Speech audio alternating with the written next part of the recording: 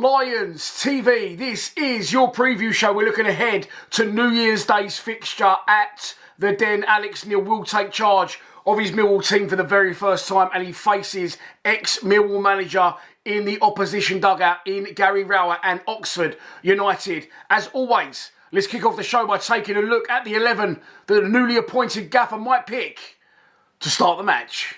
Okay, so of course, almost impossible for me to guess what team that Alex Neil, well, he said Gary Rowett, that Alex Neil will go with. What would I do? Okay, I can only really tell you that much.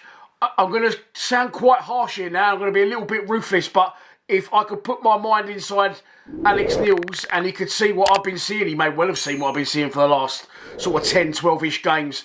I'm going to be cutthroat here. I would not have Joe Bryan, Murray Wallace, George Honeyman, Duncan Watmore, and it pains me to say even Macaulay Langstaff anywhere near a Millwall squad, possibly, if possible, ever again. I think a lot of those players are done at the club now, and now Harris is gone and there's going to be a big reshake and reshuffle. I've got no bones about saying that. The Langstaff one does hurt me because I don't feel he had a fair crack in the whip. He came to the club, he grafted himself into a position where he was a starter, he got his goal, he got a couple of assists, then he got dropped out for Coburn, and I do get why that happened, but since he's come back, he's just snatching opportunities. He's a player clearly low on confidence, and I think he's about 28 years old as well, nearly. So I don't think it's ever going to happen for Macaulay Langstaff. He'll probably go on an unbelievable run now under Alex Neil and score a load of goals, but looking fresh. I'm looking to the future now. Alex Neil did say that. I missed it out of the last video that I did a minute ago. I put out, you might have seen it, you might have not. But if you haven't checked it out, I'll link it in at the end of this video. It's saying that when he comes to the club, he feels it's a task similar to the one he had at Preston to develop a new style of play and to bring young players through. So I'm all for that. The team I'd probably go with would be Jensen in goal, Danny Mack left back, Ryan Leonard right back, Sean Hutchinson and Tanganga, the central defence pairing. Then in the centre of midfield, I'd probably go with Ryan Wintle, George Saville and Casper De Norre as a free, or Billy Mitchell instead of Ryan Wintle, although Billy's not had a lot of game time. And then I would stick Aziz on one side, SA on the other, and then I'll go with a big serve up front, I suppose. I don't think he'll go 4-4-2, Alex Neil. I wouldn't mind seeing it, but I'm pretty sure he's not going to be that type of manager. And I think it's a case of going with the best you've got in a minute. And those players I've mentioned, Honeyman especially and Watmore, I just wouldn't have them anywhere near it. That might sound a bit harsh on Watmore, but he had a great start to the season, scored a lot of goals. But for me, he's absolutely gone to pieces. And I feel if you've got more of a central midfield three in there that can actually play a little bit of football as well, it might get us up the pitch as a unit a bit more. So that's the team I'll go with. But as I said, I've got absolutely no idea which team Alex Neil will pick. Let's move on to our opposition. As we've already mentioned, it's Oxford United. Managed by Gary Rowett. He's only 3 games in to his new job and he's not doing too bad. He took over, of course, from Des Buckingham. He brought them up last season via the playoffs. I think they spanked Bolton 3-0 in the final at Wembley. I think they did. I watched that one in Turkey.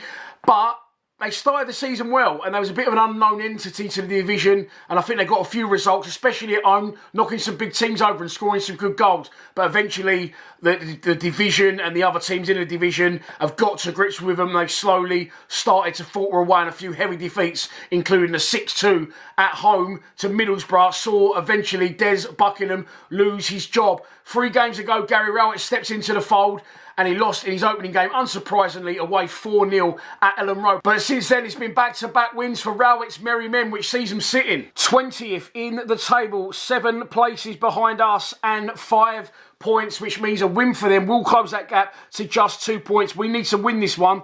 For obvious reasons, we need to win. We need to win all our games, ideally, but for the reason that we are starting to get a little bit of a gap now between us and that top 10. We do still have that game in hand. That's against Pompey on the 28th of January. But to try and keep tabs on that top 10, we need to start turning things around. And Oxford at home, no disrespect to them or Rowett, is the ideal opportunity to get behind Alex Neil and the boys and get 3 points and get our newly appointed manager off to a flying start. Let's move on to a prediction. And so, this is your pre-match prediction. And here we go. We've got to beat Oxford. I cannot say anything else. It's physically impossible for me. I'm going to say we're going to win by 2-1. We'll go behind early. We'll equalise just before half-time. And then we'll get the winner towards the end. It won't be pretty. I'm expecting it to be scrappy and a very tetchy and nervy Den as well. I won't be there, of course, as I'm having surgery on New Year's Eve.